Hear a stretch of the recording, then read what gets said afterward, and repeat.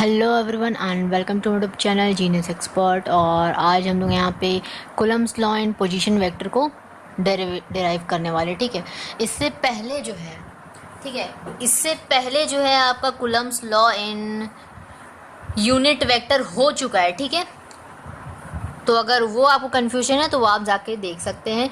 Channel पे click कीजिए, playlist को चेक कीजिए, अदरवाइज़ आपका सामने में ही रहेगा क्लास 12, तो वहाँ से भी आप जाके देख सकते हैं। ठीक है, चलिए तो यहाँ पे हम शुरू करते हैं Coulomb's law in position vector. सबसे पहले डायग्राम बनाएंगे। ठीक है, डायग्राम के लिए क्या करेंगे, हम लोग 3D सरफेस लेते हैं, यानी कि एक्स वाई जेड प्लेन। ठीक है, तो सबसे पहले हमारा ये हो गया एक्स एक्सिस, ठीक है, ये हमारा हो गया वाई एक्सिस और ये हमारा हो गया जेड एक्सिस। क्लियर है? थोड़ा सा बड़ा बनाएंगे ताकि हमें समझ में भी आए। ठीक है, हम लोगों को समझ में भी आए, तो यहाँ पे थोड़ा सा बड़ा बना देते हैं आपके लिए। ठीक है, ये हमारा हो गया जेड एक्सिस। ओके, तो अब देखिए यहाँ पे हम नेमिंग भी इसी तरह कर दिए। ठीक है, ABCD लिखने से अच्छा यही कर दिए। ये हमारा ओरिजिन हम मान लीजिए O। ठीक है, हमारे पास 2 पॉइंट चार्ज है। सपोज हम इधर मान लेते हैं 1 पॉइंट चार्ज और एक इधर मान लेते हैं। ठीक है, ये हमारा 2 पॉइंट चार्ज हो गया, एक Q1 हो गया, एक Q2 हो गया। ठीक है, किसी भी एक को मान लीजिए आप Q1 और दूसरे को Q2। ठीक है, ओके। अब देखिए करना क्या है, चूँकि अब ये माने हैं तो एक पोजीशन भी लेगा ये। ठीक है, पोजीशन अटेन करेगा अपना, तो पोजीशन आप दे देंगे ऐसे। ठीक है, डिस्टेंस एक तरह से बोल सकते हैं। पोजीशन वेक्टर हो गया क्या, पोजीशन होता क्या है आपका, डिस्टेंस एक तरह से। ठीक है, पोजीशन देते हैं हम लोग। तो ये हमारा मान लीजिए R1 आप मान सकते हैं, ये मान लीजिए R1, हम मान लीजिए R1 वेक्टर, और इसको मान लेते हैं हम R2 वेक्टर। ठीक है, R2 वेक्टर। ठीक है, पोजीशन मान लिया हम लोग। ठीक है, डायरेक्शन एक तरह से मान लिए, पुट डायरेक्शन। ठीक है, अब यहाँ से हम लोग क्या करते हैं, एक डॉटेड लाइन ड्रॉ करते हैं। कैसे कैसे बना रहे हैं ना, ट्रिक बता देंगे, बहुत ही ईजिली आप डायग्राम को भी आराम से बना लेंगे। ठीक है, याद करने का ज़रूरत ही नहीं है, डायग्राम बहुत ही ईजिली समझा देंगे। ठीक है, देखते जाइए। करना क्या है, हम लोग डॉटेड लाइन ड्रॉ किए। सबसे पहले तो डायग्राम पहले बना लेने दीजिए। ठीक है, तो यहाँ पे आपका क्या होगा, यहाँ पर इस तरफ आपका फोर्स लगेगा। ठीक है, और एक इस तरफ फोर्स लगेगा, जाहिर सी बात है, एक इस तरफ लगेगा। ठीक है, तो ये हम मान लेते हैं F21। ठीक है, और ये माने नहीं है, एग्जैक्टली यही होता है।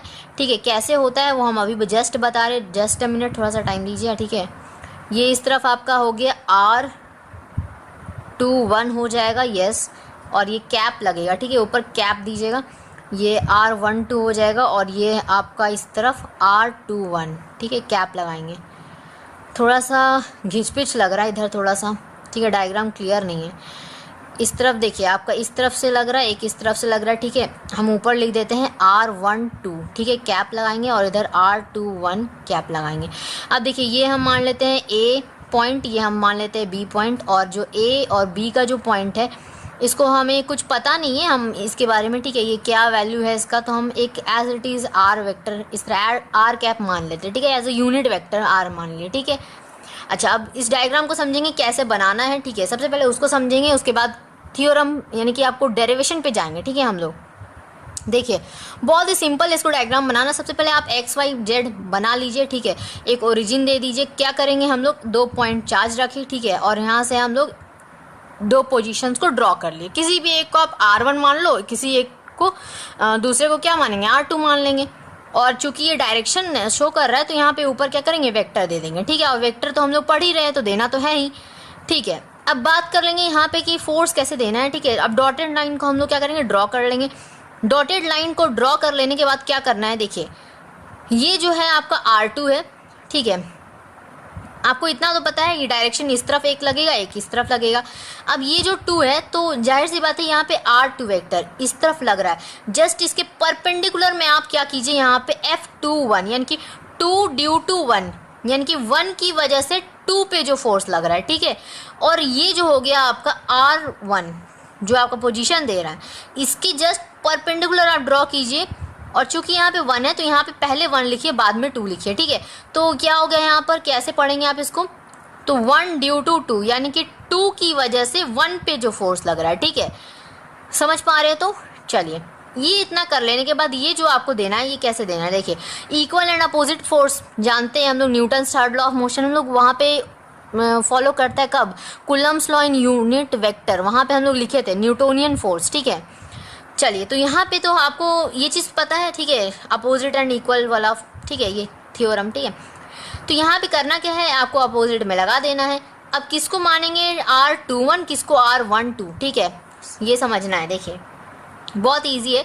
देखिए R21 के जस्ट अगर ये F इधर जा रहा है F21, तो इसी के जस्ट डायरेक्शन में जाएगा आपका R21, ठीक है, कैप का।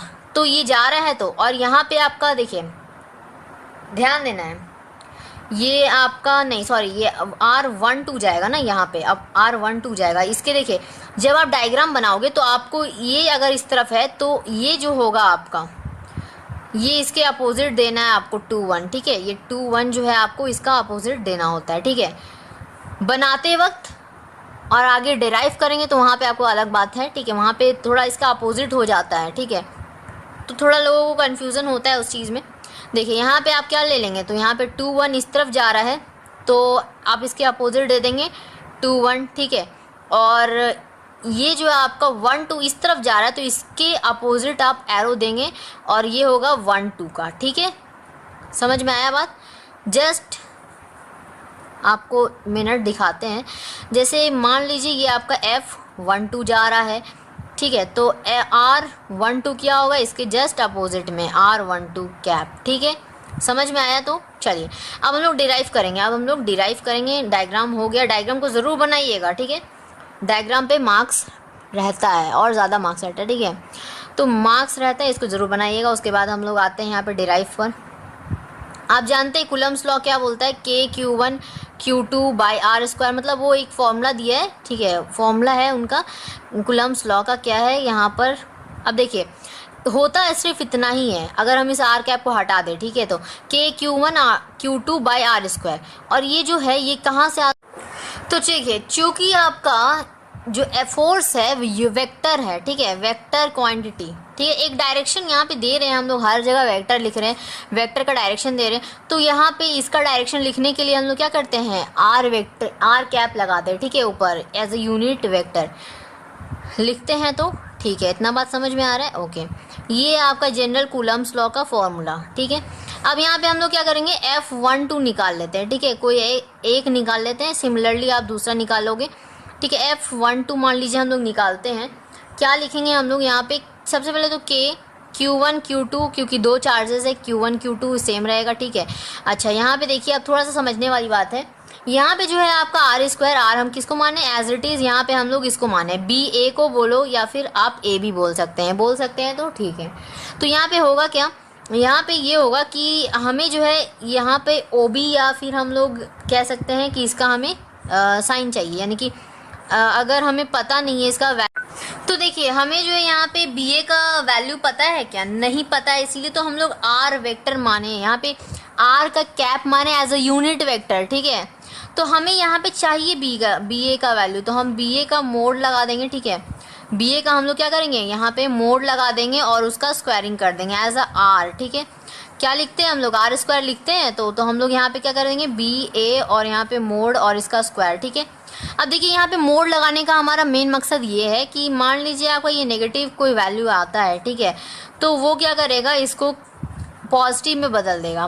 मॉडुलस का यही काम होता है ना, मोड लगाने का काम यही होता है। तो बस आपका यहाँ पे वही, इसीलिए हम लोग क्या किए, BA को क्या किए, मोड में कर दिए, ठीक है, एज अ R माने चूँकि इसीलिए, और उसका हम लोग स्क्वायर कर दिया। अब यहाँ पे देखिए ये पोजीशन हमें देना पड़ेगा, पोजीशन तो हमें पता ही नहीं है, पोजीशन हमें पता ही नहीं है क्या, देखिए पोजीशन हमें यहाँ पे पता है, ठीक है, पता है क्या है आपका, तो R21, ठीक है, ये हमारा पोजीशन हो गया, ठीक है।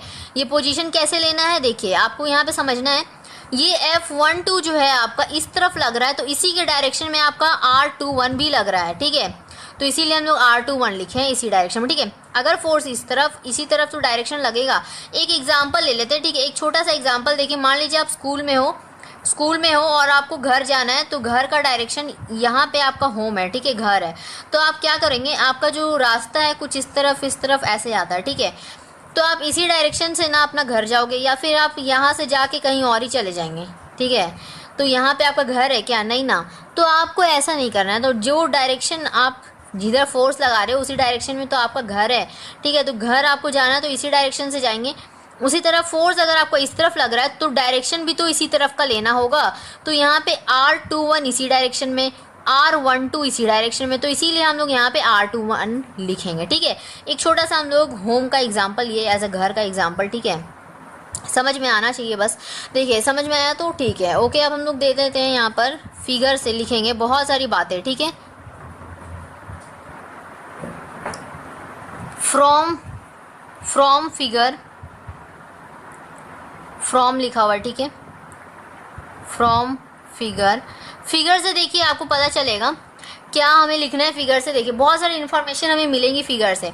जैसे कि मान लीजिए आपको देखिए ये पहले हमें रास्ता वैसा देखना, पाथ, ठीक है, जैसे आपको होम का भी एग्जांपल दिए बस वैसे ही। ये देखिए OB हम लोग जाएंगे, OB जाएंगे और प्लस हम लोग यहाँ पे BA जाएंगे, ठीक है, BA जाएंगे और इक्वल्स टू हम कर देंगे ये OA, ठीक है। अब ऐसा क्यों करेंगे, देखिए बहुत ही सुंदर सा रीज़न है, ठीक है, बहुत ही अच्छा सा रीज़न है, ध्यान से सुनिए। देखिए ये जो वैल्यू है ना, ये OA वैल्यू बहुत ही ज़्यादा है, OA का जो भी डिस्टेंस होगा वो बहुत ही ज़्यादा है। अब हमें ये देखकर पता कैसे चल जा रहा है कि यस ये बहुत ज़्यादा है, तो ये रटा रटाया है हमारा क्या, नहीं, ये रटा रटाया नहीं, कोई भी बता देगा। देखिए आपको भी समझा दे रहे, तुरंत आपको समझ में आ जाएगा क्यों ये ज़्यादा है वैल्यू। देखिए सपोज यहाँ पे खेल जो है अपना ना एंगल का खेल है। अगर मान लीजिए आपका एंगल ज़्यादा हुआ ना तो उसका डिस्टेंस क्या होगा, कम होगा, लेस होगा, ठीक है, लेस होगा, ठीक है, वो डिस्टेंस क्या होगा आपका, लेस हो जाएगा, कम होगा। और जिसका एंगल मान लीजिए यहीं से आप एक और एंगल निकालते हो, ये आप θ1 लिख दीजिए, ठीक है, तो इसका डिस्टेंस क्या होगा, ये ज़्यादा होगा, ठीक है, जिसका एंगल कम डिस्टेंस ज़्यादा। आप खुद ही देखिए ये जो आपका स्लोप है ना, ये जितना ज़्यादा स्लोप होगा डिस्टेंस क्या होगा, कम होगा।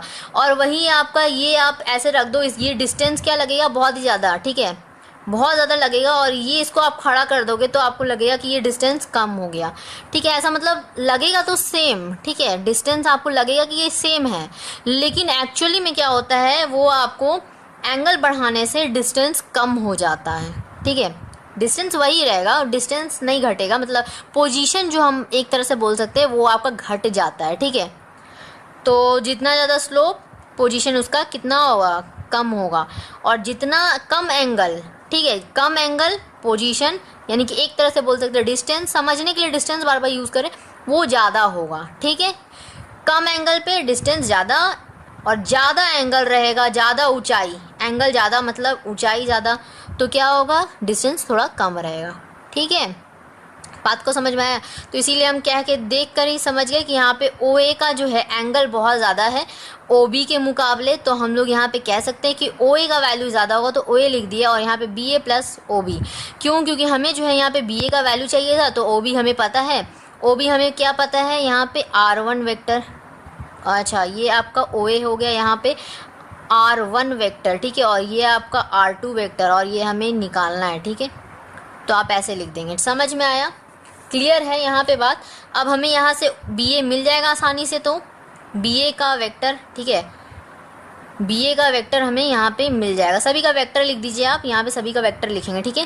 तो अब हमें BA का वेक्टर हमें मिल जाएगा, क्या मिलेगा, BA का वेक्टर, यहाँ पे आप क्या करेंगे, इसको इस साइड भेज देंगे, ठीक है, तो इस साइड हम लोग भेज देंगे, तो BA vector equals to R1 vector minus का R2 वेक्टर, ठीक है, यानी कि इसका वैल्यू किसका ज़्यादा हुआ, R1 का। देख सकते हैं आप R1 वेक्टर का क्या है, वैल्यू ज़्यादा है, ठीक है, यहाँ से भी समझ पा रहे हैं, तो वैल्यू ज़्यादा है, तो इससे भी हमें समझ में आ रहा है कि एंगल क्या होगा, कम होगा या ज़्यादा, ज़्यादा एंगल होगा, और इसीलिए हमारा क्या है यहाँ पर हम लोग जो लिए हैं यहाँ पे BA, यानी कि हमारे पास ये आ गया, ठीक है, ओके, इतना बात क्लियर है।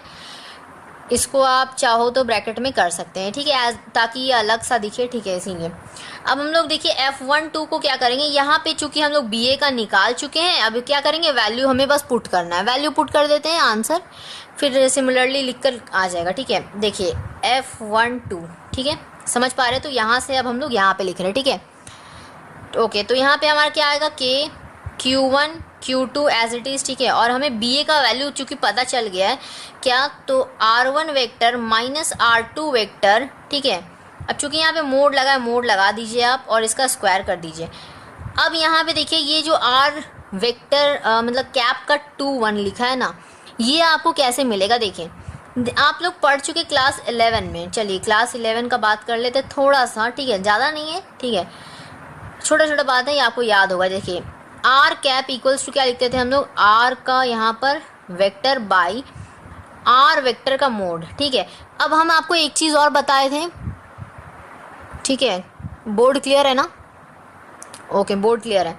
तो देखिए यहाँ पे आपको हम बताए थे क्या कि ये आप लोग पढ़ चुके हैं कि आर वेक्टर बाई ये क्या होगा, आपका मोड लगा देने से ये आपका आर बन जाता है। तो अब ठीक है, ये चीज़ आप साइड में लिखेंगे, चूँकि यहाँ पे आर के टर्म्स में हम यहाँ पे ऐसे दिखा दिए, ठीक है।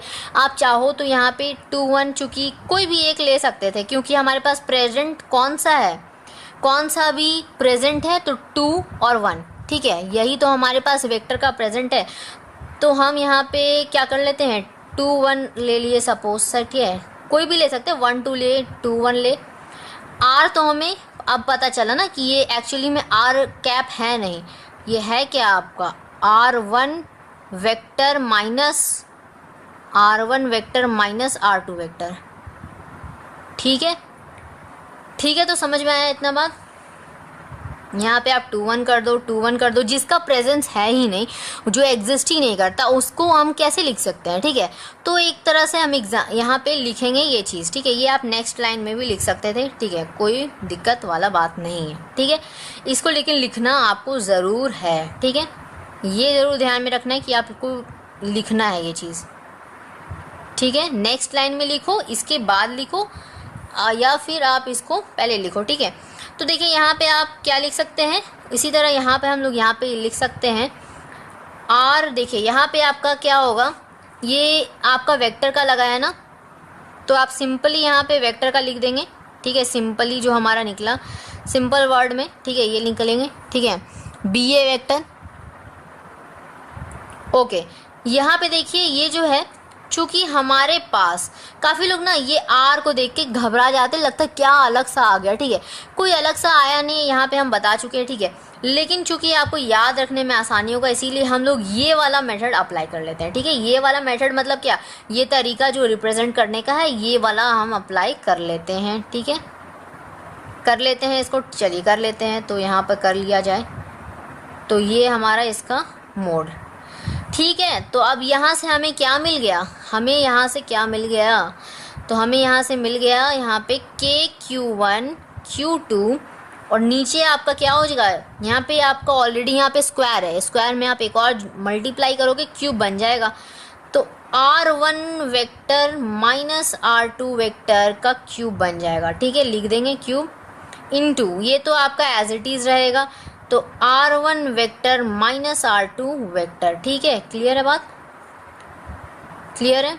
इसको हटा दें क्या, ये वाला हम लोग यूज़ करें, इसीलिए इसका कोई ज़रूरत है नहीं, ठीक है। ये बात दोनों सेम है, लेकिन हम लोग जो यूज़ कर रहे हैं कंफ्यूज नहीं होना है, इसीलिए, ठीक है। समझ में आया, समझ में आया इतना बात। ये BA लिखने के बाद आपको यहाँ आ जाना है, ठीक है, तो लाइंस को ध्यान से लिखिएगा, ठीक है। ओके, तो अब सिमिलरली हम लोग लिखेंगे, और हमारा जो है आपका क्लियरली आपका हो गया, समझिए, ठीक है, डेरिवेशन। सिमिलरली इसलिए लिखेंगे ताकि हमें ये सारा कुछ जो है फिर 2 1 के लिए ना करना पड़े, ठीक है। सिमिलरली दिखा देने से क्या होता है कि वो टीचर समझ जाते हैं कि इसी मेथड से हमारा करना है, एक बना लिया मतलब बच्चा, तो मतलब हो गया, उसको आता है, ठीक है। सिमिलरली आप यहाँ पे दिखाएंगे F21, ठीक है, वेक्टर का।